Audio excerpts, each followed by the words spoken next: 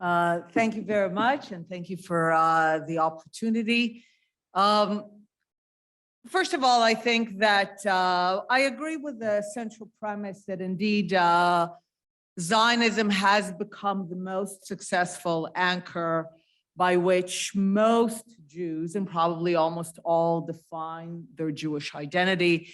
It's very difficult to be a Jew today without having some position and even some kind of emotion, whether negative or positive, towards Zionism and the state of Israel. But I want to propose that the dichotomies come from several other directions, and they're also manifest in Zionism itself. So first of all, Zionism itself is, in my view, one of the most successful, if not the most successful, Jewish response to dealing with the questions of particularism and universalism in one response in the modern era. As I'm sure you know, Zionism emerges as one, and at the beginning, a very marginal response to what was known as the Jewish question. As modernity and enlightenment take Europe, the question is, can Jews fit into the new structure of the citizen of the secular republic?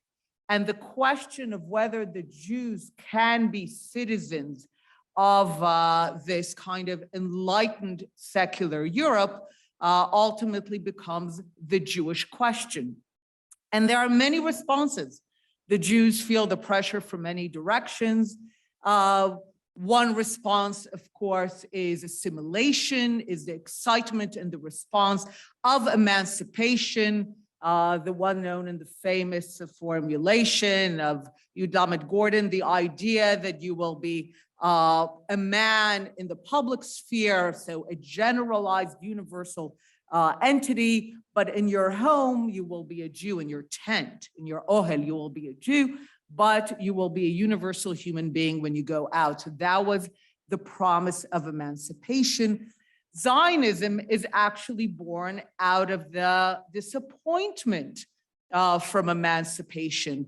Haredi Judaism is a response to that. I always like to say that Haredi Jews are modern Jews. They like to present themselves as traditional Jews, but they're actually very modern Jews because their whole way of being is a response to modernity. It's basically a statement that says, if modernity is bringing down the walls, we are going to re-erect the walls in the form of how we treat Jewish law, halacha, the way we dress, and we re-erect the walls. But it's a modern way of being Jewish, the various reforms, and of course, Zionism.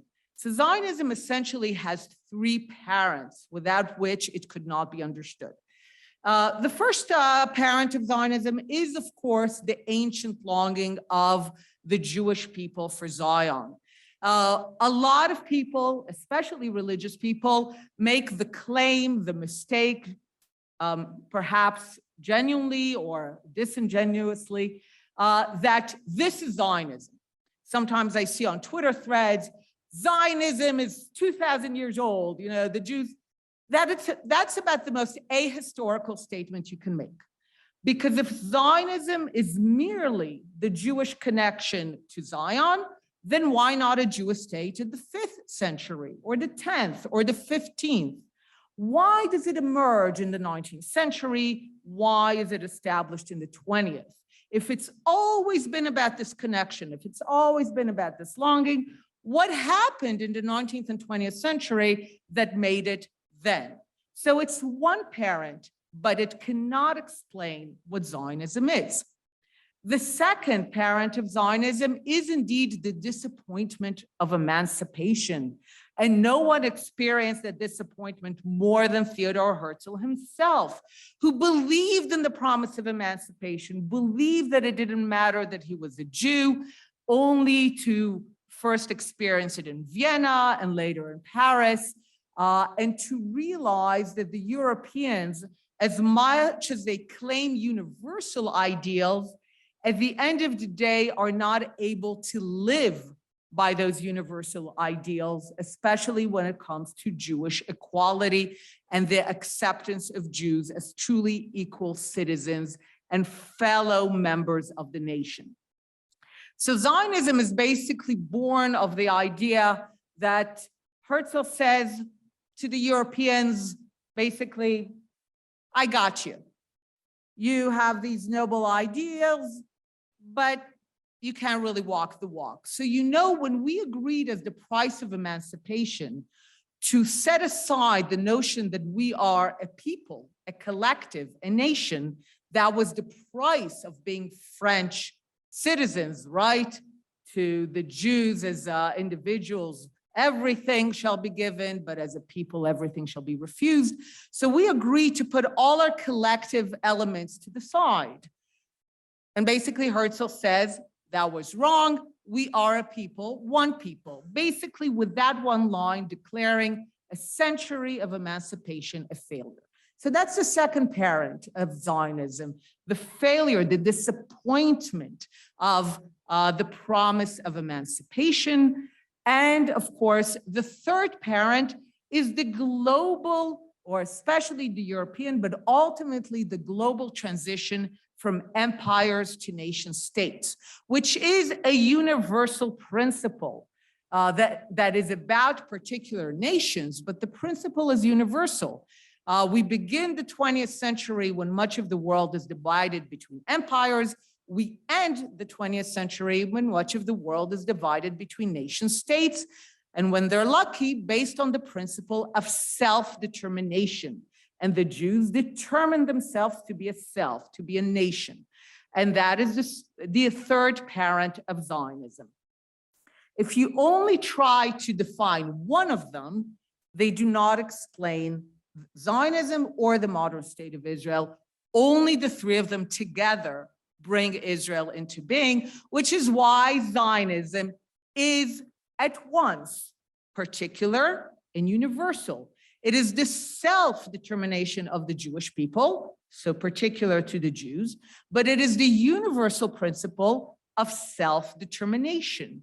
It is based on the particular attachment of the Jews to the land of Israel, but it is based on the disappointment from the universal promise of emancipation. But when Theodor Herzl imagines the Jewish state, he does not imagine Jewish like Christian or Protestant or Catholic or Muslim for that matter.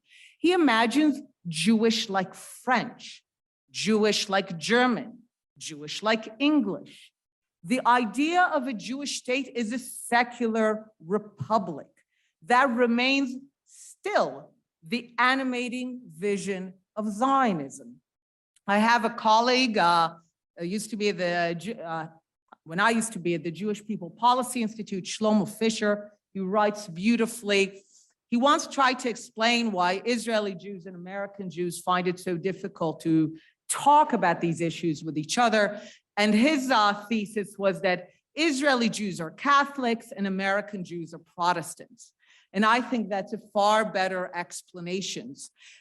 He says that American Jews developed with the Protestant American vision of what a religious identity is, one where it supports the revolution, supports the expansion of rights, supports ultimately individual liberty. That's why American Judaism is ultimately a very American creation. And it's also the reason where America really became pro-Zionist. We like to tell ourselves the story that it was from the beginning. You know, often I go to the AIPAC conferences and they always say, Truman recognizes Israel 11 minutes after it's born, and then no one says and immediately declares an arms embargo.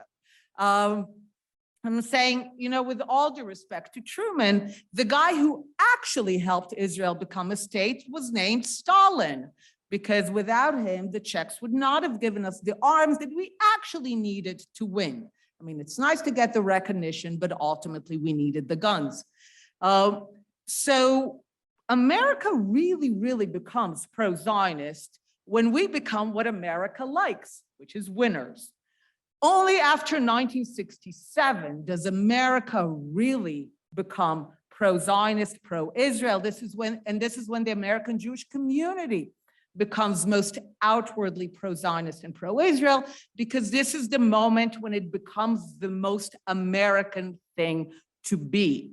And that's the key issue. The key issue, again, is to understand that the idea is to be American. So the Jewish identity is shaped by the American ideals.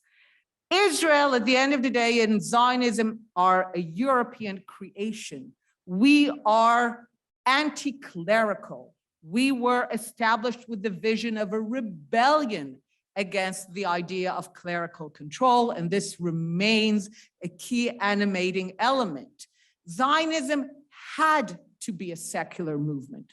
If Zionism had not been a secular movement, there would not be a state. That goes back to the argument about the connection of the Jews to the land of Israel. If that's the story, we would still have Jews praying. Zionism had to be a secular movement because, to paraphrase, but not too much, the early Zionists are essentially going to the Jews and telling them that you've been praying for God to bring you back to the land for how long now? 1800, 1900 years. How well has that worked out for you? So Zionism is essentially a movement that says, we're done waiting, we're done praying, Mashiach lo ba, as they say, and we are going to be our own messiahs. Zionism is a secular movement of self-redemption. And this is why also it's a modern movement. This is why it's not a 15th or 10th or 5th century movement, because it's a movement that is based on the modern idea that people can shape their fate, that whatever cards were dealt to the Jews, they can actually change their fate. They can change the course of history. And that is the animating spirit of Zionism, without which we don't have a state. And that is the key element here. Now, I will say this, that my experience of talking about nationalism is exactly the opposite as yours. Americans don't understand nationalism. American Jews, when I try to explain to them Israel as a Jewish state, they think of it as an aberration.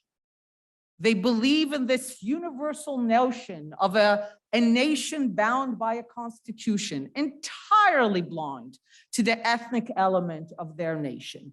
They spew the word ethno-national as if it's a slur, completely impervious to the idea that most of the world is based on ethno-national states when they're lucky. Otherwise, they just break down into civil wars based on the American Wilsonian principle of self-determination. When I speak to Europeans, maybe some of them detest the idea of nationalism, but they never misunderstand it. They understand it perfectly well. They might want to put it aside. They might no longer want to live by it, but they understand what it means. Which Americans are completely blind to.